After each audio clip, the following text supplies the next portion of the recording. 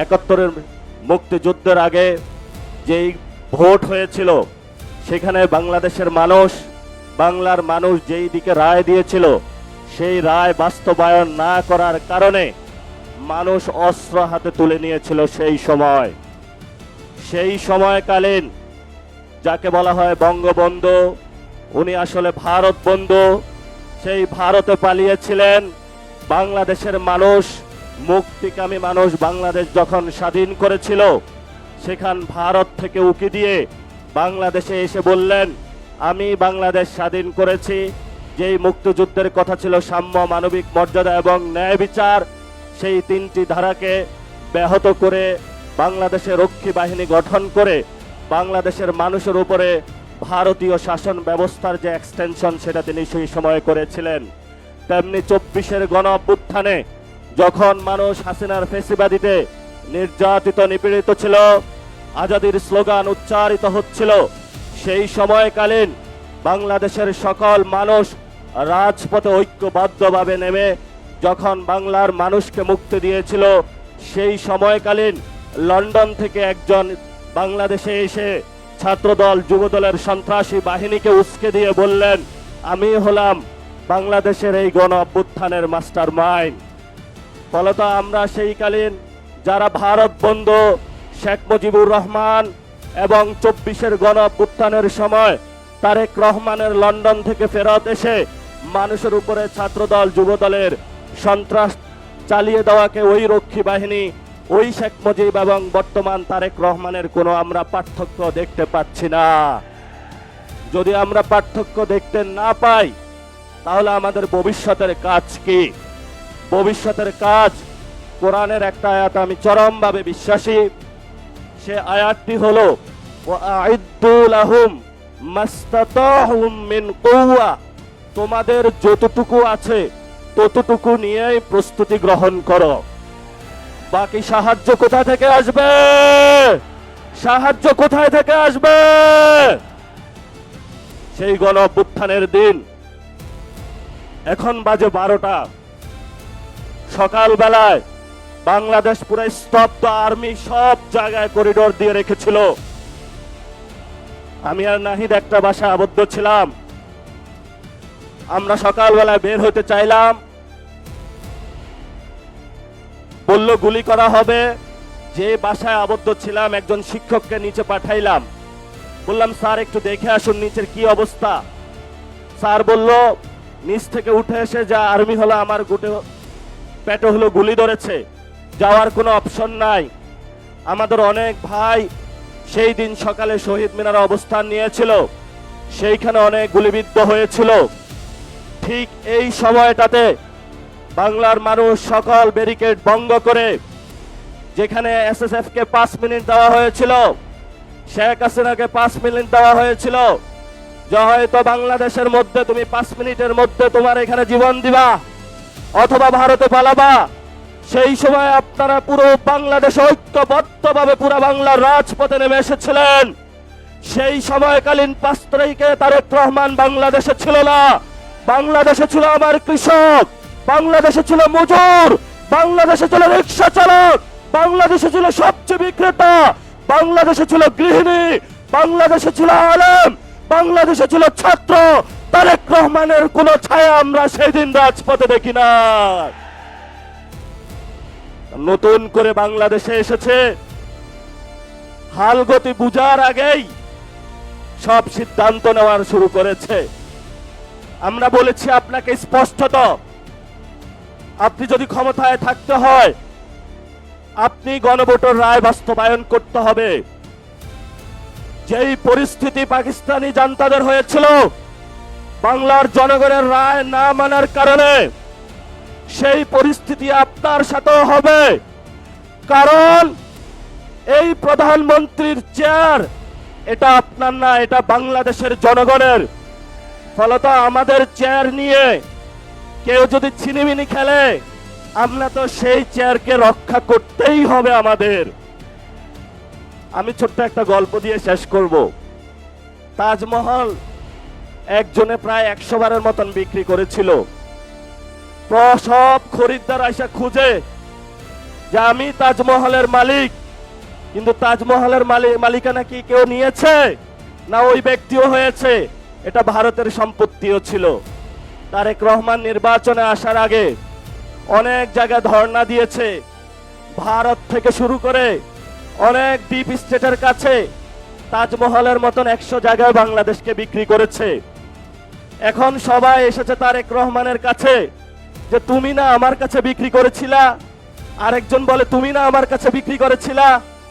তারেক রহমান এখনো মাথা খারাপ হয়ে গিয়েছে, এখন তাদের পাওনা বুঝিয়ে দিতে পারছে না, কারণ বাংলাদেশের মালিকানা তারেক রহমানের নয়, বাংলাদেশের মালিকানা বাংলাদেশের জনগণের। আমাদেরকে এনশিওর করতে হবে যদি বাংলাদেশের মাটি, বাংলাদেশের বায়ু, বাংলাদেশের পানি ভারত বা অন্য রাষ্ট্রের কাছে কেউ বিক্রি করতে চায়, ক্ষমতার লোভে আমরা রাজপথে থেকে সেই সকল মানুষ থেকে বাংলাদেশের স্বাধীনতা এবং সার্বভৌমত্ব নিশ্চিত করতে হবে। এতে যদি আমাদের জীবনে যায়, আমাদের কোনো পরোয়া আছে? চোখ তুলে নিয়েছে ইন্টারের একজন ছাত্রের, মাথা খারাপ হয়ে গিয়েছে যে চোখ তুলে ওদের। গতকালকে যোগসুর সম্মানিত যিনি নির্বাচিত সদস্য, যিনি নির্বাচিত জিএস, উনি বললেন যে এখানে যোগসুতে যে টেন্ডারটা হবে, এই টেন্ডার কোনো চাঁদাবাজদের হাতে পড়া যাবে না। যখনই এই কথা বলা হয়েছে, ওরা রামদা, চাপাতি, হক স্টিক নিয়ে সর্বসম্মিলিত ঢাকার যারা সন্ত্রাসী গোষ্ঠী আছে, একটা শিক্ষা প্রতিষ্ঠানে তারা আক্রমণ করেছে। সেখানে আক্রমণ করেই তারা ক্ষান্ত হয়নি। আপনারা দেখেছেন হবিগঞ্জে আমরা চিকিৎসা নিতে পারি নাই, সেখানে হসপিটালে গিয়ে তারা আক্রমণ করেছে। ঢাকাতেও গিয়ে তারা হসপিটালে অ্যাটাক করেছে, সেখানে চিকিৎসা নিতে দেয় নাই। এই তারেক রহমানের সন্ত্রাসী দল, ছাত্র দল, যুব দল, আজকে তোমাদেরকে বলবো, কই তোমরা আজকে কোথায় গুপ্ত হয়ে গিয়েছ? আজকে যে রাজপথে দেখা যাচ্ছে না, বাসায় কি ঘুমিয়ে আছো নাকি পালিয়ে গিয়েছ? পালানোর জায়গা পাবেন না। জনতা জেগে উঠেছে। ইনশাআল্লাহ ভবিষ্যৎ বাংলাদেশে আমাদের একটি শপথ নিতে হবে। এই শপথ হলো আগামীতে ইসলাম এবং সার্বভৌমত্বকে নিয়ে অনেক ষড়যন্ত্র শুরু হয়েছে। আপনারাই একমাত্র গার্ড, যারা এটা রক্ষা করবেন। জীবন দিয়ে হলো এটা রক্ষা করতে হবে, কারণ গত 53 বছরে অনেকেই বলেছিল যে অনেকেই নাকি বাংলাদেশের স্বাধীনতার সপক্ষের শক্তি। আগামীতে আমরা দেখব কারা বাংলাদেশের পক্ষে, কারা বিপক্ষে, কারা লন্ডনী, কারা দিল্লি, আর কারা ঢাকার অনুসারী। সেটা আগামী যুদ্ধে প্রমাণিত হবে, মুখে মুখে বললে প্রমাণ করা হবে না। আমি হেফাজতে ইসলামের ভাইদের একটু উদ্দেশ্য করে বলবো, লড়াইটা এখন বাংলাদেশের সংস্কারের লড়াই, লড়াইটা এখন গণভোটের রায় বাস্তবায়নের লড়াই, লড়াইটা হলো শহীদদের বিচারের লড়াই। আপনারা আসুন, এই লড়াইতে আসুন। আমরা আর কোনো দ্বিধাবিভক্তি চাই না, কারণ বাংলাদেশের মানুষ, এখন বলা হয়ে থাকে মেয়ারে হক, আমি তো মানি সাহাবায়ে কেরাম সত্যের মাপকাঠি। এই যে ছোটখাটো বিষয় নিয়ে আপনারা প্রত্যেকটা মসজিদে বক্তব্য দিচ্ছেন, মানুষের মধ্যে একটা ভুল ধারণা সৃষ্টি করছেন, এইটা করা উচিত না। আমি বলবো আসুন, ঐক্যবদ্ধভাবে আসুন। তারেক রহমান আপনাদেরকে কিছুই দিতে পারবে না। যদি দিতে হয় তাহলে মসজিদের মিনারে বসে আপনার জুলুমতন্ত্রের বিরুদ্ধে কথা বলতে হবে। ইসলাম আমাদেরকে শিখিয়েছে বাতিলের বিরুদ্ধে কথা বলতে হবে, বাতিলের সাথে কোনো নেগোসিয়েশন করে নয়। এই শিক্ষাটা মাদ্রাসায় আপনারা আমাকে দিয়েছেন, সেই শিক্ষা আমরা আপনাদের মধ্যে দেখতে পাচ্ছি না। এই জন্য আপনাদের একজন সন্তান হিসাবে আপনাদের কাছে অনুরোধ করব, আমি হয়তো বেশি দূর কমি মাদ্রাসায় পড়াশোনা করতে পারি নাই, আসুন ঐক্যবদ্ধ হই। 5 তারিখে যেইভাবে চরমনায় হুজুর থেকে শুরু করে 24-এ হেফাজতি বাইরা থেকে শুরু করে কোনো পরিচয় ছিল না, সবাই আমরা রাজপথে ঐক্যবদ্ধভাবে শহীদদের সাথে ছিলাম, আহতদের সাথে ছিলাম, বাংলাদেশের সংস্কারের জন্য ছিলাম। সেই জায়গাটা 2 বছরের পরে আজকে আপনাদের কাছে আহ্বান রাখলাম, আপনারা আশা করি আসবেন। জাতির এই সংকট মুহূর্তে কয়েকজন এর কারণে আপনারা বিভ্রান্ত হবেন না, তারেক রহমান বাংলাদেশে ভালো কিছু দিতে পারবে না। তারেক রহমানের যখন পতন হবে তখন আইসা মায়া কান্না করে লাভ হবে না, তখন একটু পিছনে পড়ে যাবেন। ইতিহাসের সঠিক সিদ্ধান্ত নিতে হবে। তারেক রহমানের সাথে ভবিষ্যৎ নাই, ভবিষ্যৎ বাংলাদেশের জনগণের। দ্বিতীয় প্রতিষ্ঠা যে বার্ষিকী, আজকে সেই ডাক দিয়ে আপনাদেরকে বলে গেলাম এই বাইতুল মোকাররমের চত্বরে, যেখানে হলো অনেক ইতিহাসের সাক্ষী, তারেক রহমান ক্ষমতায় থাকবে না, তারেক রহমান ক্ষমতায় থাকবে না। পতন শুরু হয়ে গিয়েছে। এখন তারেক রহমান হলো পিস্তল তাক করবে। আমরাও বলি 1400 লোক গেছে, বুকে গুলি চালান, সমস্যা নাই। তবে আমাদেরকে কোনো পর টাকা দিয়ে কিনতে পারবেন না, কোনো নেগোসিয়েশন হবে না, একটু হবে না। পতন হবে আপনার বাংলার মাটিতে।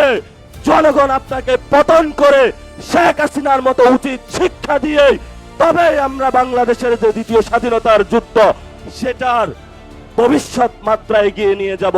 সবাই ভালো থাকবেন, নিরাপদে থাকবেন, আশেপাশে দেখে রাখবেন যারা ছাত্রদল, যুবদল, বিএনপির সন্ত্রাসী, তারা যাতে জনগণের উপরে কোনো অত্যাচার না চালাইতে পারে। এবং কোথাও যদি বিদ্যুৎ, গ্যাস এগুলার সংকটে পড়ে, সবাই থালাবাটি, বাসন, কলস নিয়ে রাস্তায় নামবেন। ক্ষমতায় বসেছ, গ্যাস দিতে হবে, বিদ্যুৎ দিতে হবে, সিন্ডিকেট চলবে না, কোনো পণ্যের দাম বাড়ানো যাবে না। যদি না দিতে পারো ক্ষমতা থেকে চলে যান, আমরা ক্ষমতা চালাইতে পারবো ইনশাআল্লাহ।